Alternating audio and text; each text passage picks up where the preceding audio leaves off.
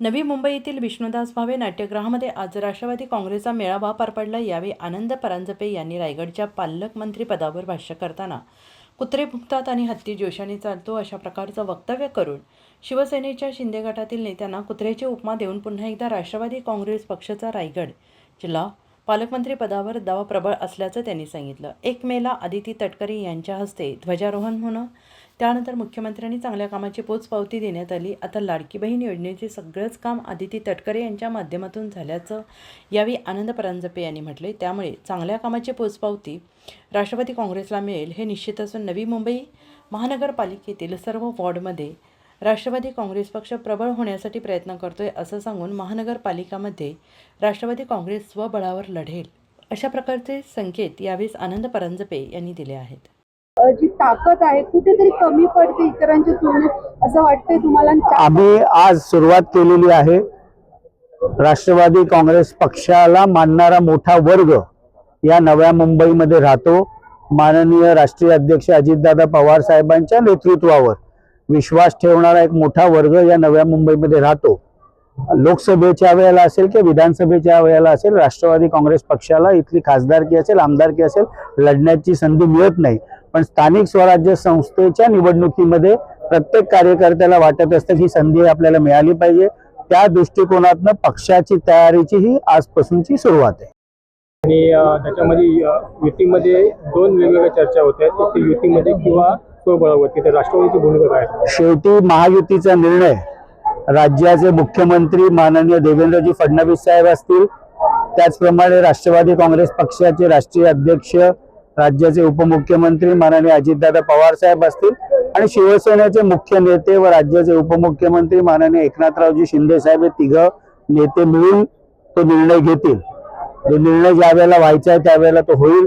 पण राष्ट्रवादी काँग्रेस पक्ष एक राजकीय पक्ष म्हणून संघटना वाढीला आम्ही अधिक महत्त्व दिलेले आहे आणि नव्या मुंबईमध्ये येणारी महापालिकेची निवडणूक संघटनात्मक दृष्ट्या संपूर्ण 111 वॉर्डामध्ये संघटन उभं करण्याची जबाबदारी आमच्या सर्व कार्यकर्त्यांची आहे। आज राष्ट्रवादी काँग्रेस पक्षाच्या ठाणे जिल्ह्याच्या प्रभारी राज्य व महिला बाल विकास मंत्री आदितीताई तटकरे यांच्या शुभ हस्ते आज श्री अश्विन व त्यांच्या सर्व सहकाऱ्यांचा राष्ट्रवादी काँग्रेस पक्षामध्ये प्रवेश झाला। त्यावेळेला राज्याचे आमचे युवकचे प्रदेशाध्यक्ष सूरजजी चव्हाण होते, नवी मुंबईचे राष्ट्रवादी काँग्रेस पक्षाचे जिल्हाध्यक्ष नामदेवजी भगत होते आणि मोठ्या संख्येने तरुणांनी आज राष्ट्रवादी काँग्रेसमध्ये प्रवेश केला। येणाऱ्या काळामध्ये संपूर्ण 111 वॉर्डामध्ये उत्तम युवकांचे संघटन बांधण्याची जबाबदारी आमचे युवकचे जिल्हाध्यक्ष कोळी असेल, संजय कांबळी असेल, या सगळ्यांना आम्ही दिलेली आहे आणि त्यामुळे उत्तम सामाजिक काम आणि राजकीय काम देखील ही आमची नवीन टीम करेल। राष्ट्रवादी काँग्रेस पक्षाने पहिल्या दिवसापासून अत्यंत संयमाची भूमिका घेतलेली आहे की रायगडच्या पालकमंत्री पदाबाबत जो काय निर्णय राज्याचे मुख्यमंत्री घेतील देवेंद्रजी फडणवीस साहेब, तो राष्ट्रवादी काँग्रेस पक्षाला मान्य असेल।